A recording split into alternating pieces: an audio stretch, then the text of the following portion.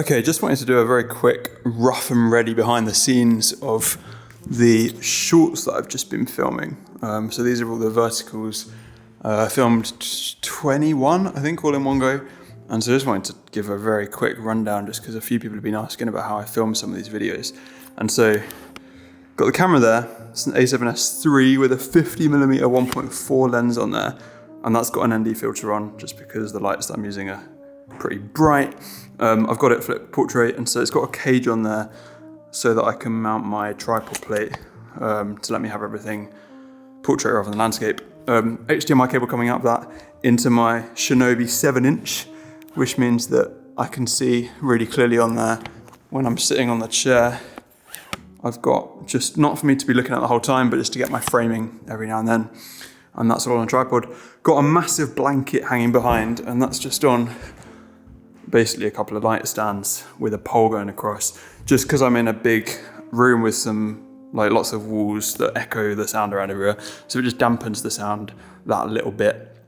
In terms of sound, I've then got a stand up here with a Boompole on, and then just in front of where I'm sitting, so chairs there. Just up here, I've then got a Rode NTG5, which is XLR'd through to my recorder there, which is a Zoom F6. And so that's just sitting next to me, and I didn't have these headphones on the whole time at all. I would just listen to it at the start, check that it sounds all right, check that I can hear myself, check the levels, and then hit record. And, you know, great setup, great recorder, particularly the F6, because you get 32-bit float recording, which just means that basically you roughly set the levels and you don't need to worry about them at all. Like, no matter how loud or quiet you go, it doesn't distort the audio. You can fix it all in post, which is just great when you're doing stuff on your own. So that's sound. And then lighting wise, my main light up here, let's go around this side. My main light is an Aputure 300D Mark II, which is on a light stand, and that's got an Aputure Lightdome on there with a grid on. The reason that's there, I mean, the Lightdome is just to make it really nice and soft light without any real shadows at all. The grid stops the spill of the light, so it's kind of pointing over there, but it just means not as much light spills onto the background. So you can see when you're right in front of the light, you get loads of light hitting you, but as you move off to the side, the grid starts to block out the light quite quickly. So the light from that isn't spilling to over here at all. So that's my main light, my key light. And then my fill light, which just makes sure that I haven't got too harsh a shadow.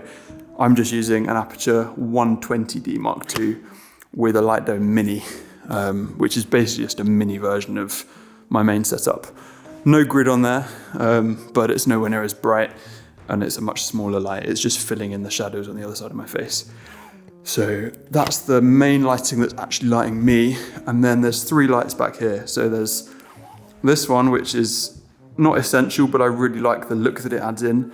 That is a 300X, and it's just backlighting me. So when I'm sitting here, I've got obviously light hitting me from these on the front, but there's then a light hitting me from this on the back, which just gives a bit of like an edge around me. Just gives you a bit more depth, so you don't blur into the background quite as much. So that's up there. There's no diffuser or anything on there. It's just a naked light pointing right at me. I mean, these lights are so bright. I've got it set to, what's that on, 36%. And I've got it a bit warmer as well, just so that the backlight is a slightly warmer color temperature. And then my background, I've just got kind of a cool background with a diagonal line going through the middle of it. But I've lit that wall with 2 of the Nanlite Pavotubes. So these are just 2 RGB tubes that you can set to whatever color you want. I've just got them to a nice blue, which just contrasts quite nicely with the daylight and the warm light coming from up there. And so altogether, it just makes the shot a little bit more interesting. You wouldn't need them. If they were turned off, the background would just be quite dark. That's the only thing. And so it just gives me a little bit of something on the background. And then, yeah, sitting on a chair. These kind of chairs are the absolute worst thing for this sort of thing because they spin the whole time. And so I was constantly having to check that I was still lined up straight. It would have been a much better idea just to get a normal chair. But there we go. That's a very quick, rough idea of how I film these sorts of videos. This is pretty much the setup that I use for anything. And for most of my client work, actually, when I'm filming talking head interviews, this is very similar to the kind of thing that I would normally use. But obviously I would normally be standing back here behind the camera, and my monitor would be up here for me to see rather than for them to see. But yeah, there we go. That is my setup for these kinds of videos.